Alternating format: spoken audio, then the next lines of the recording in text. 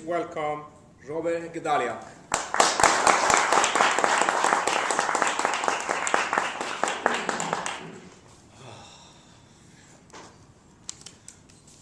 I want to take you back to September 14th, 1989, 21 years ago. I walked in this very room. The lectern was over there. We were facing this way. But otherwise, the pictures look exactly the same. The food, it's all the same. The only major difference, most of the people in the room look like I look now. Gray hair and suits. Very few women. Very few ethnic people. All guys from the Wall Street Journal and New York Times. They look like I look now. Wow, 21 years in a heartbeat. Mr. Toastmaster, fellow Roughriders, welcome guests. One of the first people I met at Roughriders was Jack Friedland. Jack Friedland was at the time about 76, 77 years old.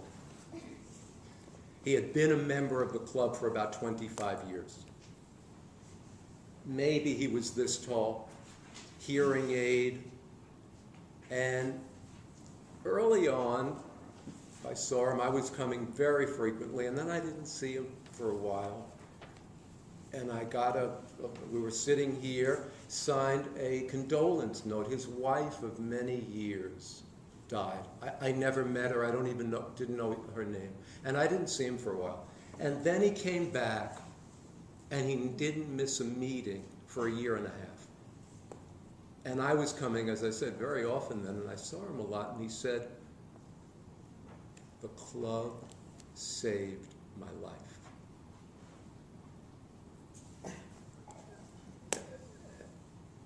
You know, and I talked to him a little while, you know, because I love Rough Riders. And they're such interesting people and supportive and caring. It's a safe place. And I understood it, but not really at that time. This is 21 years ago. But over the years, as I've shared different things that's happened to me and heard different things from people, this is a great club. You're nice people.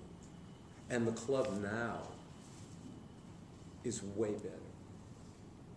The diversity in the room is incredible. So I've been thinking about Jack Friedland because, as some of you know, we've been going through, Randy had breast cancer in both breasts, and better now. But I thought of Jack Friedland, how I've shared a lot here about things that, this is public speaking for private people. I'm a private guy. I don't, to Randy one-on-one, or to my therapist, or to a couple of friends. But this is like it's a Zen-like dichotomy. Here is public speaking on very private things, and I've heard other people talk of very private, sensitive things. And it's kind of weird because you're taking notes about how am I doing on my private, sensitive things. And it's like, this is a crazy, and I love it. And I know people there love it, and this is kind of weird. I mean, really, and I feel comfortable doing this. It's a cosmic joke. And over the years, I've talked about different things of my prostate cancer, my father's death, Randy's mother's death, Randy's illness. And at moments, I felt a lot of fear over the last 6 or so months that Randy would die. And I shared a little of that here. But I want to thank you all. You've all been nice. This is a safe place. A few weeks ago, I took a workshop of Landmark Forum's communication and access to power. And I was doing the same thing. It was a 2-day workshop in the morning, and I was crying, hysterically crying, about the fear of Randy dying. And then I got into what's going on behind what's going on. My real fear of being alone and my own loneliness. And I thought of Jack Friedland.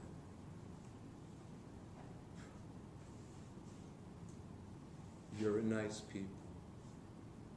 I called Ed Kennedy yesterday. Ed Kennedy was that same era. He's 85 old now. He did a speech 18 years ago, 19, whatever it was.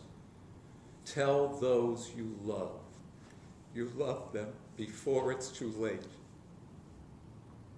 And I called him yesterday to thank him, and I started crying. And when I told him, Ed, I love you, he started crying. And then he said, I love you, Robert. And I started crying. And then he said, and I really love Randy. And it changed the whole energy right there. Tell those you, I just, around this holiday season,